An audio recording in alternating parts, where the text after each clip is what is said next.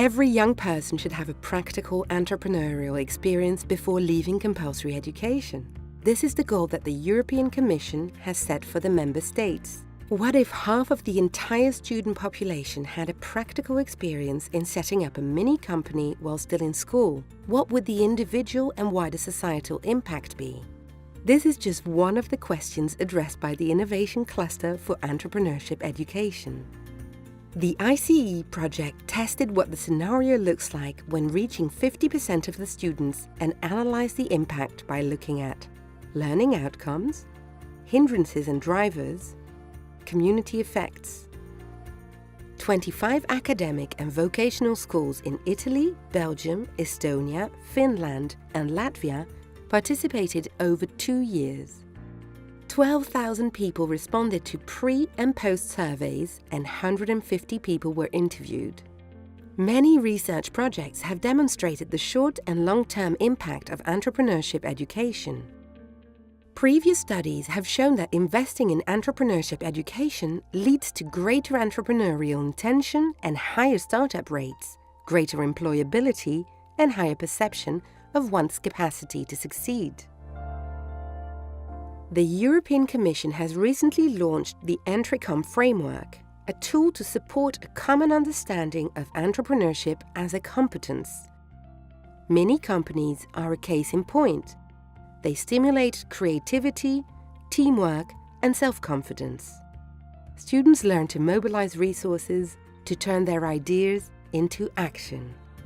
There is little information, however, about the impact that such experiences have on students' learning outcomes, attendance, and their motivation for school. The ICEE research design has advantages compared to previous impact studies. All the competencies of the ENTRICOM framework are analyzed to see how a practical entrepreneurial experience can help students develop and grow key competencies in addition to impacting school motivation and attendance. The ICEE research involves all possible target groups and the sample is large enough to obtain robust and comparable data and to draw relevant conclusions. The presence of control groups allows the comparison of participants with non-participants and gives the possibility to isolate and well document the effect of entrepreneurship education. Parents sent a positive message about entrepreneurship education. They favor methods based on real experiences like the mini companies, and they were very satisfied with the practical and non-theoretical way of learning that the company program offered to the students. Parents appreciated the possibility for their children to learn transversal skills such as creativity and teamwork, and to change their attitudes towards school by becoming more responsible and confident about their own capabilities. However, parents felt uninformed about the big picture, including the learning process and the individual assessment. We need more information about the company program and its pedagogical approach, they said.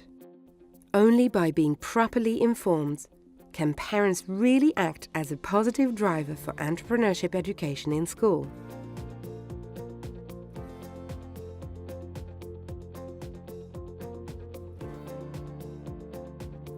Teamwork and cooperation were reported as the most important assets in the project-based learning. Teachers gained a closer, more respectful relationship with the students, and they highlighted the pedagogical advantages of this way of learning. However, the majority of teachers reported that they are not familiar enough with the different concepts and working methods related to entrepreneurship education. Teaching entrepreneurship requires that they adopt a more competence-based approach. Newcomers among teachers especially felt insecure. Teachers need high-quality training before teaching entrepreneurship. And when they teach entrepreneurship, they need to reflect on their practices together with their colleagues and feel supported by the school leadership.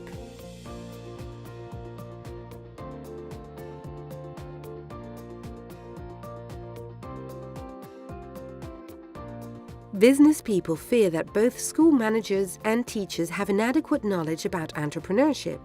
More cooperation is key moving forward. They pointed out that schools can do more to ensure access to business people and entrepreneurs who can provide training and support in entrepreneurship education. And they think neither the national nor the local government has made entrepreneurship education a priority. The cooperation between the education system and the labor market needs to be strengthened. More support and acknowledgement from education ministries on the value of entrepreneurship education would push it forward faster in Europe.